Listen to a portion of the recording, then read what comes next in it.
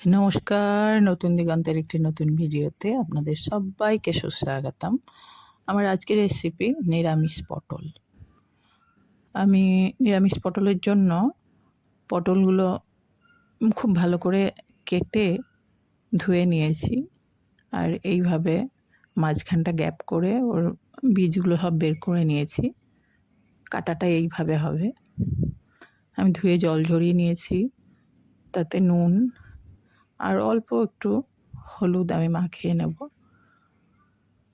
খুব ভালো করে নুন হলুদটা মাখিয়ে নিয়ে 1-2 মিনিট পরে আমি পটলগুলোকে খুব ভালো করে ভেজে নেব। আমি মশলাটা রেডি করব। ছানা নিয়েছি, জল ঝরা ছানা, 4 মগজ, কাঠবাদাম, কিশমিশ, কাঁচা পাকা লঙ্কা। আমি এবার কড়াইতে তেল গরম করে পটলগুলোকে ভেজে নেব। প্রথমে লাল লাল করে ভেজে নেব।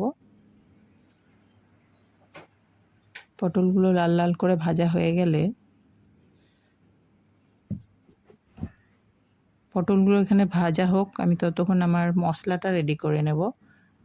মশলাটার মধ্যে 4 মগজ, আমন্ড, কিশমিশ, কাঁচা পাকা লঙ্কা, এই ইনগ্রিডিয়েন্টসগুলো দিয়ে আমি মশলাটা বানাবো। পটলগুলো আমি ভেজে তুলে রেখেছি। এবার তেলে একটু চিনি দিয়ে আমি এটাকে ক্যারামেলাইজ করব। ক্যারামেলাইজটা হলে তবেই সবজির রং বা চিকেন মাটন যাই বানান, রংটা এখানে সুন্দর হয়। এইভাবে চিনিটাকে প্রথমে তেলে দিয়ে এইভাবে একদম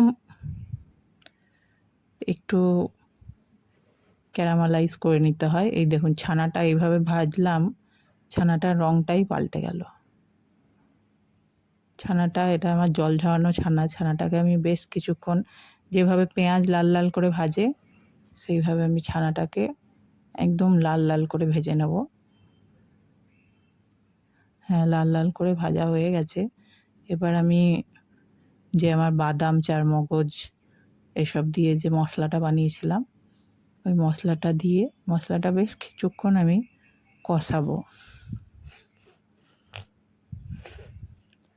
আর একটু জল দিয়ে আমি আবারও ভালো করে কষিয়ে নিচ্ছি। খুব ভালো করে কষানো হয়ে গেলে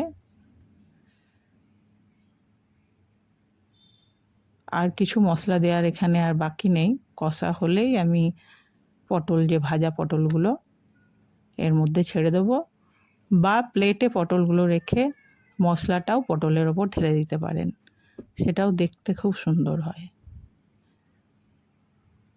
এইভাবে পটলগুলো আমি আস্তে আস্তে ছেড়ে দিলাম।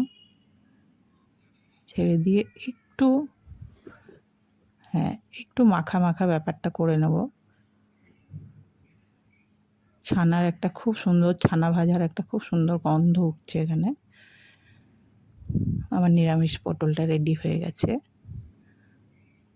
এবার আমি নিরামিষ যে পটলটা বানিয়েছি ওটা আমি এবার সার্ভিং ডিশে আমি দিয়ে দেবো।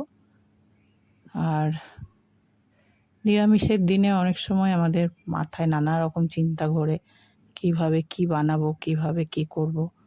এই ধরনের রেসিপি জানা থাকলে চট করে দিলে খুব সুবিধা হয়।